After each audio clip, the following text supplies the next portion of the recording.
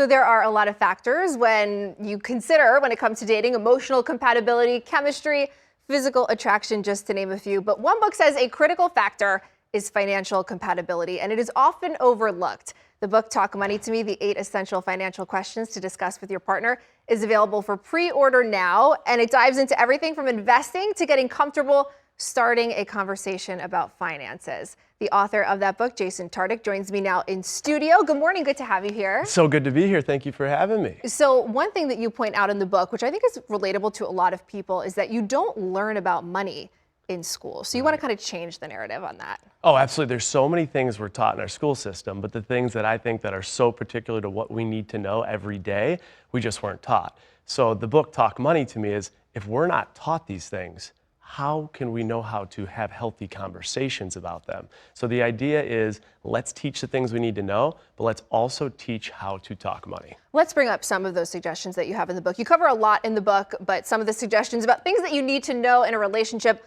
credit score, financial accounts, how many of them do you have, what are your annual expenses? So why are these so critical to know if you are going to be with someone? Right, I think we see the proof is in the pudding, right? So we know that 70% of relationships have money issues. Of the 70%, over half of them connect money issues to intimacy issues. So it's crazy to think that us not talking about money also impacts our intimacy. And some of these basic things, like credit, like understanding our outflows, our inflows, have a huge impact on our overall net worth. And our net worth is not our self-worth, but it has an impact on the success of our relationship. So these questions, right, they're not the sexiest questions if you're trying to date someone or win someone over. But you say you don't have to necessarily say it like that. You can kind of make it a little bit more lighthearted to get to the root of these questions. Yeah, so on my podcast, Trading Secrets, all we do is talk about financial transparency, but we do it in a fun way with people that you look up to. So we can have fun with money. I think we get so stiff, we hear money, we're like, oh, I don't know where to start.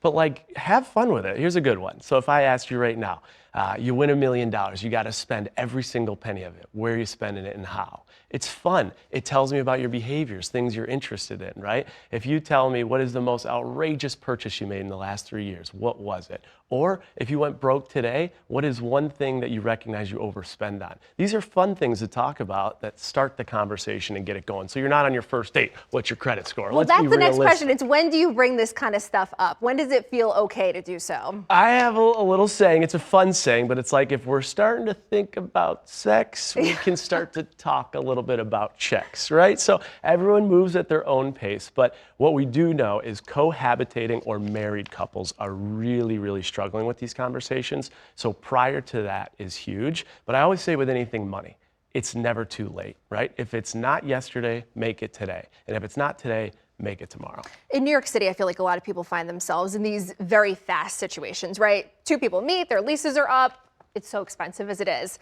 So how do you set aside short-term versus long-term? I mean, I just know personally, a bunch of my friends have moved in with people very, very soon simply because of finance, but maybe they're overlooking potential deception down the line. Yeah, well, I think that's a great question because we did some work in studies and it says that relationships, there's 43% of them have financial infidelity. We talk so much about infidelity, not financial infidelity, right? So money arguments are the second leading cause of divorce, and financial infidelity is happening in 43% of relationships. Of those, 18% end up divorced. So I think what happens is when we rush for short-term gains, we're putting huge risk of long-term financial liability. And stepping into these conversations is important. Think about like just basic things. Like you go out to dinner and you're in front of a group and the waiter comes up and they say to you, are there any allergies or dietary restrictions? What do? We communicate those things to prevent things in the future, right? To prevent an allergenic outbreak. So why is it things like that we could talk about, but we still can't have any conversation about money? So we've gotten comfortable with so many conversations, but the topic of money, we still avoid, even though we know we're helping ourselves when we talk about it. So let's just say you dig into the finance and you start to see all these financial red flags.